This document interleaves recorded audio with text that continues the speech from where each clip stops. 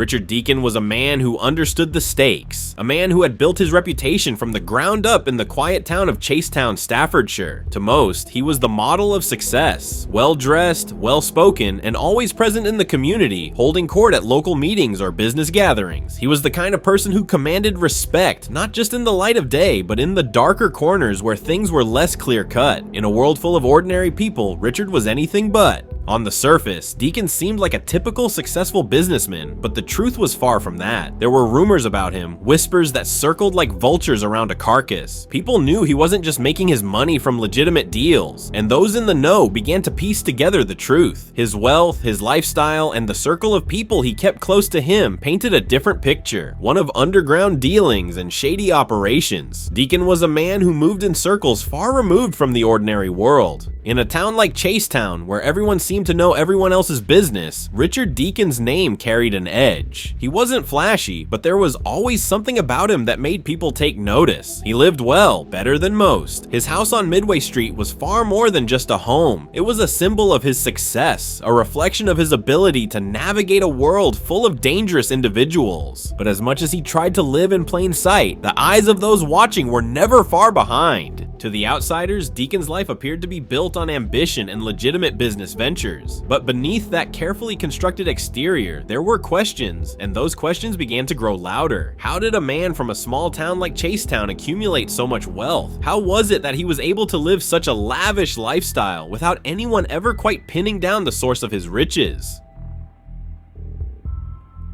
Rumors about drug deals, money laundering, and connections to organized crime spread like wildfire, and while no one could provide proof, in this world, rumors were as good as fact. By the time 2010 came around, Richard Deacon had cemented his place among the upper echelons of the underworld. He had climbed the ladder, making connections that brought him wealth and power. But with every step he took, the risk grew. His wealth made him a target, and as his influence expanded, so did the number of enemies. It wasn't long before he attracted the attention of those who lived in the shadows, rivals in the world of organized crime who sought to control the lucrative drug trade in the Midlands. Staffordshire had long been known as a hotspot for criminal activity, particularly in the illegal drug trade. The area had become a key passage for moving narcotics between major cities like Birmingham and Manchester. In a world where power was built on the backs of criminals, Richard Deacon was an emerging figure whose name began to echo in the corridors of the underground. Even if his involvement was indirect, his association with people in this world made him a player in a much darker game. As Deacon's wealth and influence grew, so too did the risks. Rival factions began to see him as a potential threat, a man whose growing power might interfere with their own operations. In the world of Gangland Britain, you didn't simply rise to the top without making enemies, and when you reached a certain height, the dangers were never far behind. Loyalty was fragile, and respect was often earned through violence, not words. By the middle of 2010, Deacon's life had started to unravel. He was no longer just another businessman. He was now a person of interest, not only to law enforcement, but also to the most dangerous elements of society. In the eyes of the criminal world, he was becoming a problem, and when you became a problem in this world, the only solution was elimination. On the outside, Richard Deacon still maintained the facade of a successful family man. He lived with his girlfriend and their 2 daughters in a comfortable home. His neighbors saw him as a well-rounded individual, a man who had everything together. But the truth was, beneath the veneer of normality, Deacon had stepped into a game that could cost him everything, and it would. By the time the decision was made, there was no turning back. Richard Deacon had been marked for death. This wasn't a spur-of-the-moment decision or an act of random violence. This was a cold, calculated execution, a hit that had been planned with chilling precision. The hitman chosen for the job was David Harrison, a man known for his professionalism and his connections. When the order was given, Harrison didn't hesitate. He knew exactly what needed to be done, and he was more than capable of carrying out the task. For weeks, Deacon's every movement had been watched. His routines, his schedule, and even the layout of his house were all meticulously studied. Harrison knew exactly when Deacon would be at home and when he would be most vulnerable. The hit was planned to perfection. Everything was set. All that remained was to pull the trigger. On the morning of July 5th, 2010, Deacon woke up in his bed just like any other day. It was 8:30 a.m. when a black Vauxhall Corsica rolled up outside his home. A man dressed in dark clothes, a balaclava, and blue latex gloves stepped out. He moved swiftly across the garden and towards the house. It was David Harrison, the hitman hired to carry out the execution. Harrison was no rookie. He was methodical, efficient, and knew exactly what he was doing. He moved with purpose, entering Deacon's house without alerting anyone. There were no signs of struggle. Deacon had no idea what was coming. As he lay in bed, Harrison made his way through the house and into the bedroom, shotgun in hand. The execution was quick, too quick for Deacon to react. Harrison fired multiple shots at point-blank range into Deacon's chest, killing him instantly. The weapon of choice was a sawn-off shotgun, specifically selected for its effectiveness at close range. It was designed for maximum efficiency, one shot, one kill. After the hit, Harrison didn't linger. He simply walked out of the house, got back into the waiting car, and drove away. The whole thing took just minutes, but by the time he had left the scene, neighbors had already contacted the authorities. Police arrived shortly after and discovered Deacon's body. The getaway car was found abandoned nearby, but the question on everyone's mind was, who was behind this hit? At first, there were few leads. The police knew this was no random act of violence. It was a professional hit, but there was little to work with. The scene had been meticulously cleaned, and Harrison had made a quick getaway. It wasn't until a month later, when the case was featured on Crime Watch, that things began to take a turn. The BBC's Crime Watch program aired an episode in December 2010, featuring footage of Harrison entering and leaving Deacon's home. The exposure proved critical. A former associate of Harrison, Alan Cash, recognized him from the footage. Cash had seen Harrison move in certain ways, and one key detail stood out: the mouthpiece sewn shut in his balaclava, a trademark feature that was linked to Harrison.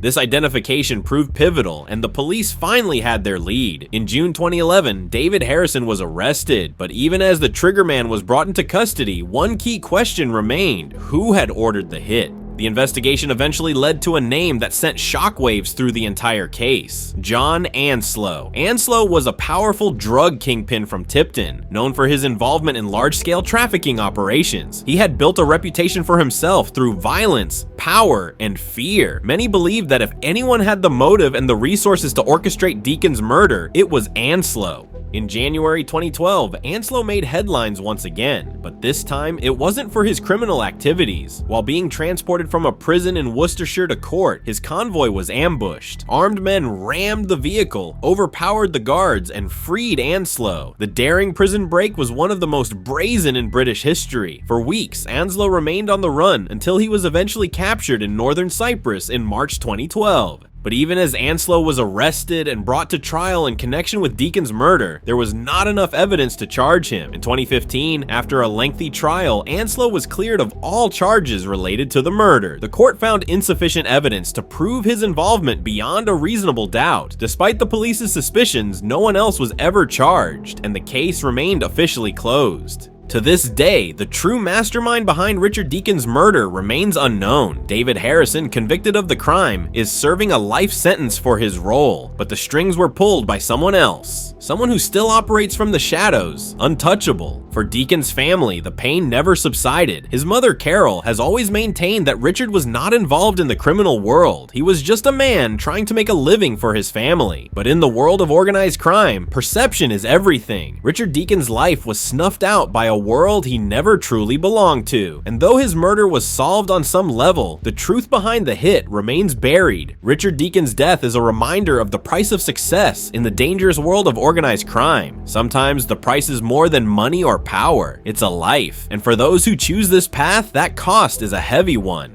Stay tuned for more true crime stories from the underworld. If you found this story gripping, be sure to like, comment, and subscribe. Until next time, stay alert, stay safe, and remember, never underestimate the cost of power.